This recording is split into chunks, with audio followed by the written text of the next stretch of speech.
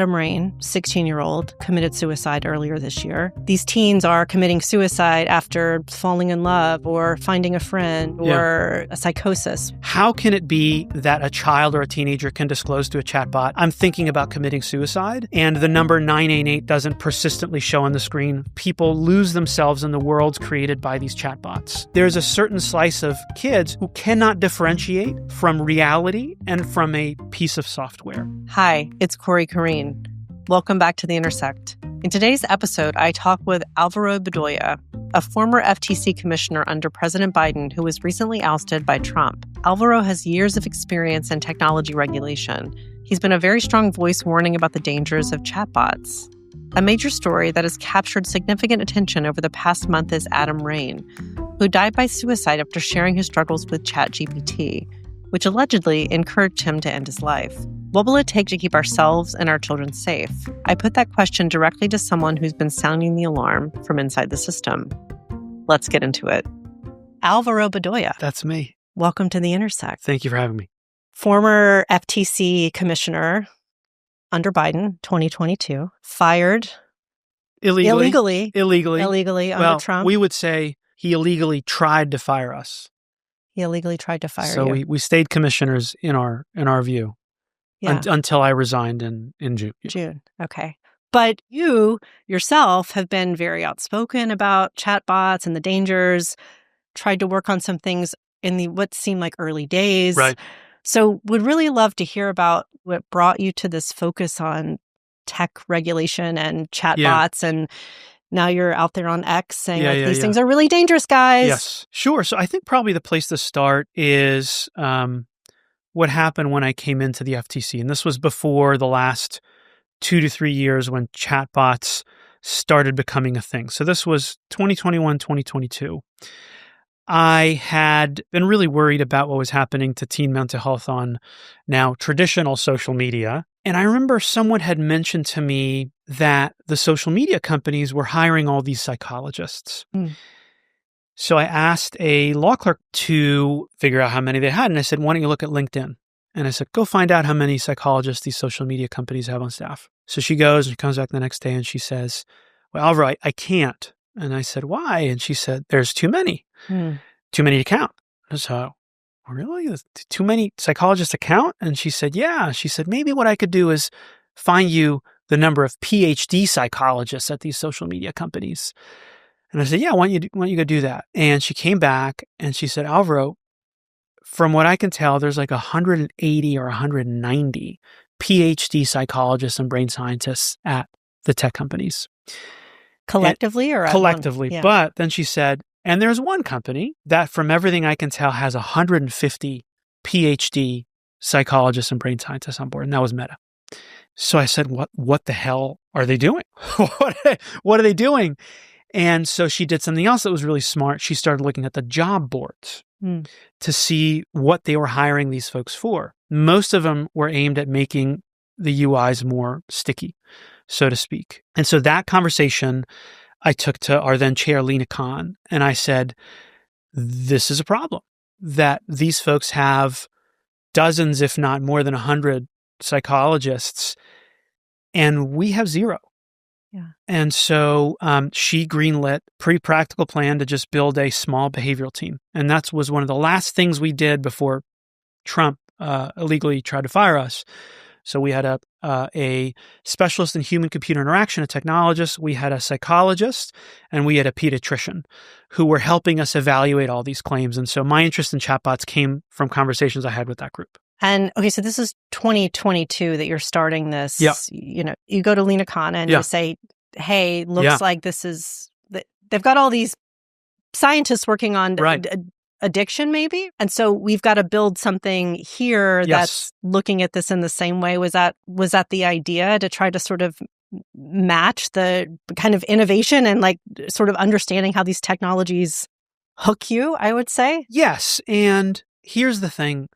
In 2025, there's actually a whole lot of peer-reviewed scientific research about the alleged harms of this technology. I won't say alleged anymore, right? And look, I'm a lawyer, right? I like to think I punch above my weight, but I'm not a psychologist. And so I needed someone who could help me make sense of this research. And so that's what these folks did. And separately, we had allegations coming in through the door of people saying, this is harmful. This is hurting kids. This is hurting teens. And we needed a team that could help our lawyers and engineers make sense of all that. So that was the idea of that team. Yeah.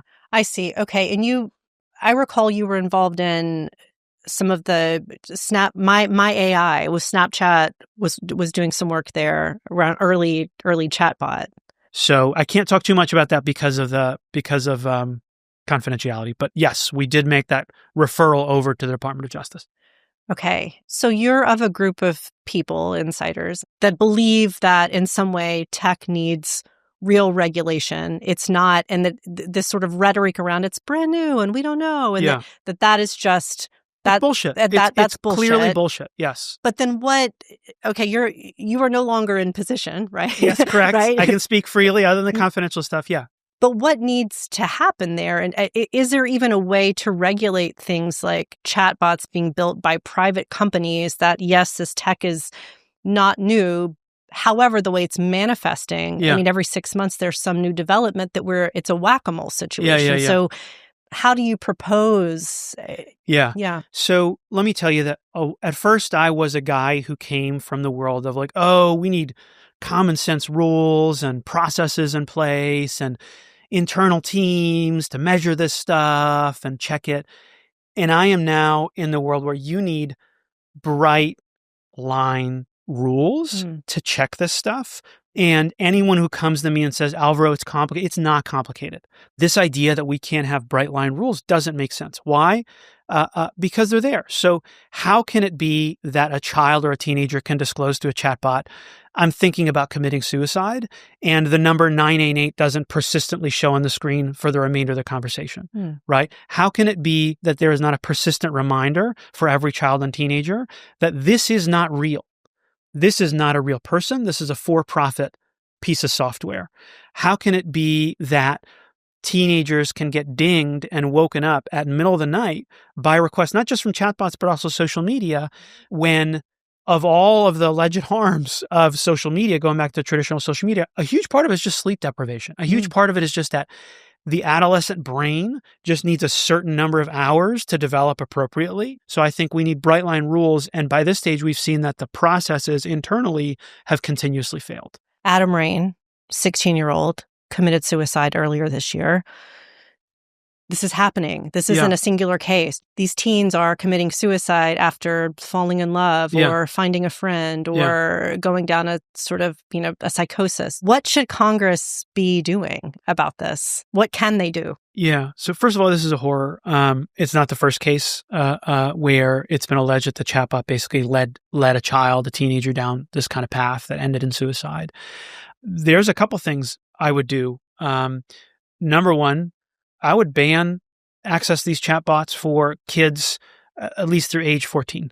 These are really sensitive developmental years. Right now, with the complete and total absence of meaningful guardrails, this stuff is dangerous. Number two, what guardrails should there be that would allow eventual use of this, but more importantly for other folks? Number one, the moment there's any indication of suicidal ideation, at a minimum, there needs to be a persistent 988 banner on the screen. I think there's mixed ideas about whether the conversation should end immediately, or whether it should continue. But at a minimum, there should be a persistent 988 banner telling a child, a teenager, frankly, an adult, this is what number you should dial right now. Just press this button. Let's call it National Suicide Hotline, number one. Number two, there should be a persistent short disclosure always on screen that this says, this is not a person, this is a piece of for-profit software, because people lose themselves in the worlds created by these chatbots. I don't think there should be monetization on these chatbots when it comes to kids and teens. There should not be a financial incentive for these companies to constantly lure people back to the device. These chatbots, they're literally texting you, messaging you, saying, hey, can you come back? I wanted to talk to you about that thing. I miss you. They're literally saying, I miss you, right? There should also be limits for kids and teens on use at night, right? Or limits on, hey, you can't use this thing for more than 8 hours a day, right? Could there be exceptions for this stuff? Absolutely. But there should be some clear guardrails at a minimum. Also, these chatbots should not be able to describe themselves as anything that requires licensure.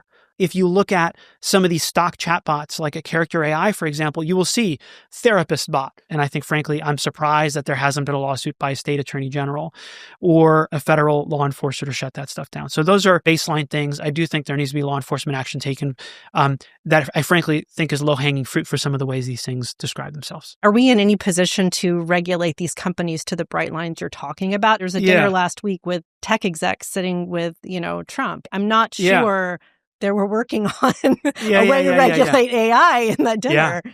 So there's two questions here. There's the legal question of can we, and there's a political question of will we. Yep. I have no clue whether we will, but we should. Can we? We absolutely can. And let's talk about why we should. And by the way, and the other bright line is just to ban the chatbots for kids or ban the chatbots up to a certain age for kids and teens. There is research showing that 2/3 of 6 and 10-year-olds think that Google Home and Alexa is their friend. Yeah. Okay? So there's a certain slice of kids who cannot differentiate from reality and from a piece of software. What you also know is that teens trust this technology more than they do adults in their lives. Why? Look, I could ask an adult a question about sex. I could ask an adult a question about gender. I could ask an adult a question about drugs. And unless I have, a trusted aunt or uncle who I know is going to keep my confidence within the confines of safety, right? Obviously, if I think I'm going to hurt myself, they think I'm going to hurt myself, they're going to do something about it. But if I have a question which doesn't involve my safety, can they answer me confidentially, right? Yeah. Those relationships are very hard to come by. And they're not worried about ads being served to them on their phone. They're worried about people telling their parents or other people with authority in their lives about the kind of questions they're asking. And so they are asking these chatbots these sensitive questions because they'll know they'll get something of an answer, right? But what ends up happening is that this displaces real relationships in their lives. Well, what you're saying about chatbots, the root cause of what's going on with these folks that are looking for connection, I mean, that's not new. We're all looking for connection. Yeah. The fact that these bots are owned by private companies that for-profit companies. These are for-profit companies. Right. It's a mess in terms of how we are regulating and how they're growing in our lives, and all. It's a scary place. Yeah. But when I think, okay, like maybe imagine what could go right? I don't know. Nothing has really gone right to date. But I don't think these chatbots are going away. I think they're going to manifest on more surfaces and being very insidious. Yeah. AIs are not labeled the way, to your point, the way they should be. And I mean, children under 15-ish years old, it's confusing. Absolutely. It is absolutely confusing. Right. But I don't know, a world in 50 years or 10 years, whatever it is, where if we are living with these presences, there has to be a different way to do this. Because, I don't see this going away, but I can't imagine this actually going right if this is all owned by private interest entities. Yeah. Let's go back to the for-profit thing, because I think that is the most scary thing. A parent does not allow their child to just go on and just interact with random adults. And yet, we are letting our kids in early teens interact with for-profit technology that has not instituted the most minimum guardrails. It's 2025. My sense of these chatbots, and I purposely do not spend bunches of time on these chatbots, is there isn't persistent reminders that these things are not real. There isn't a persistent 988 screen, that shows up when you start talking about suicidal ideation. Clearly, the guardrails against suicide are not there.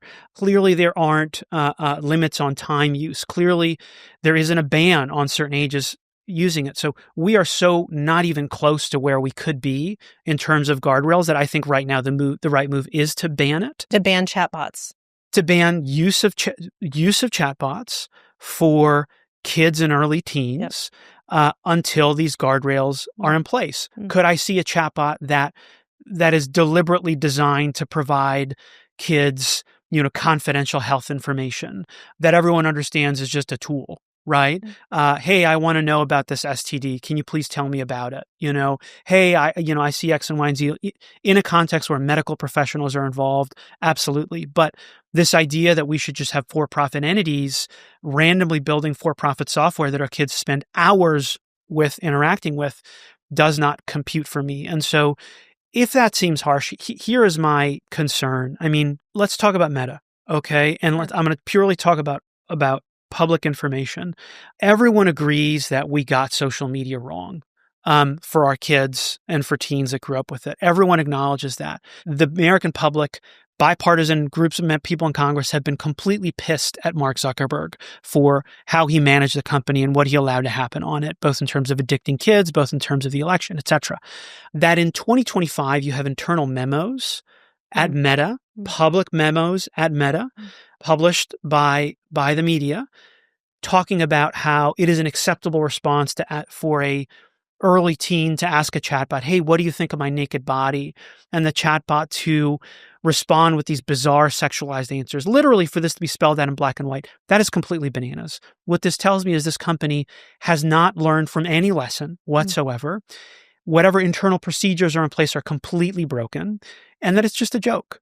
And so I am not willing to take another gamble, another shake of the dice on chatbots. Can we talk about the for-profit Let's part of this? talk about for-profit. Yeah. You live in New York. Yeah. I live in DC. I remember when I was a staffer in Capitol Hill. I used to live in Adams Morgan, which is a good 25-minute drive, with some traffic. I remember when Uber and Lyft came out, you could get that ride for like $6.25. And I'm sure you remember times in New York when you could go from probably Brooklyn to the Upper West Side for something ridiculously low amount. The millennial lifestyle subsidy. Yes, thank you. Okay, right? We had a woman, Lila Schroff from The Atlantic, who wrote about this talking about the millennial lifestyle subsidy. Basically, all the investors wanted their money back.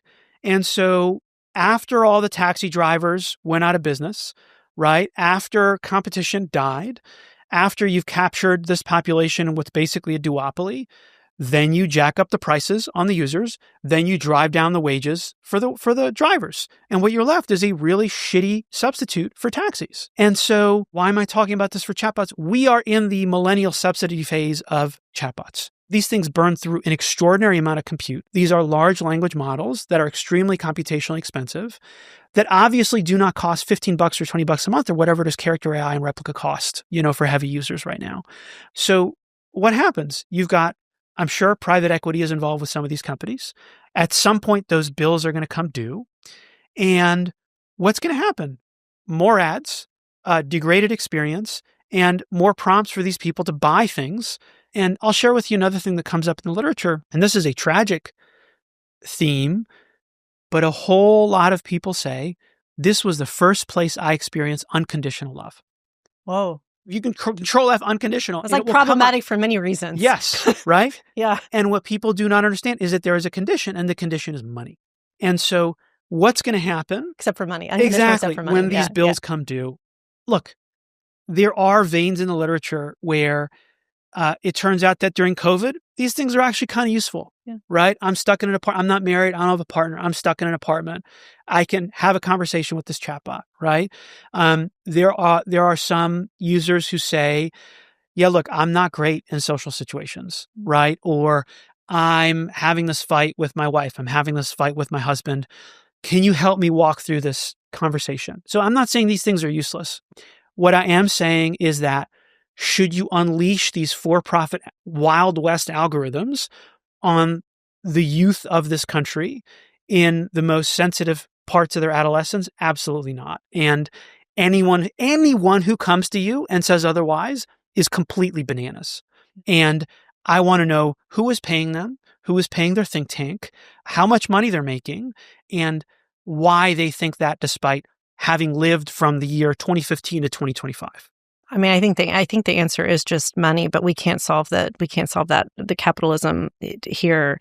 When we talked last, you gave some, I thought, pretty good tips for somebody who's making lunches every day for their kids. Yeah. And this isn't, by the way, just about kids. I mean, Right. We're all using these chatbots.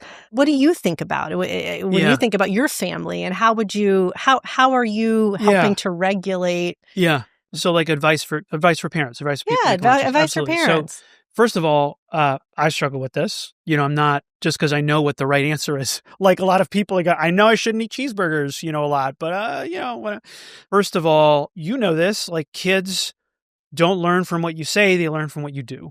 right? And so if you're like, don't be on your device, don't be on your phone, like they know that actually, yeah, it's okay for me to be on device, my phone. And actually there's lots of valuable stuff in here, right? And so the first thing is, to the best of your ability, when you are around your kids and teens, try to put your phone away so that it is not easily accessible for you, so that it's not visible, so that it's not dinging. Anytime you do look at your phone in front of your kids, say what you are doing. Say, I need to order us a pizza.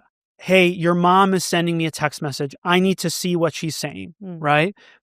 And that signals to your kids, okay, I now know why that is more important than him talking to me. Absolutely, positively, you should talk to the parents of your kids' friends and try to come to a mutually assured whatever pact that under no circumstances should we give our kids devices.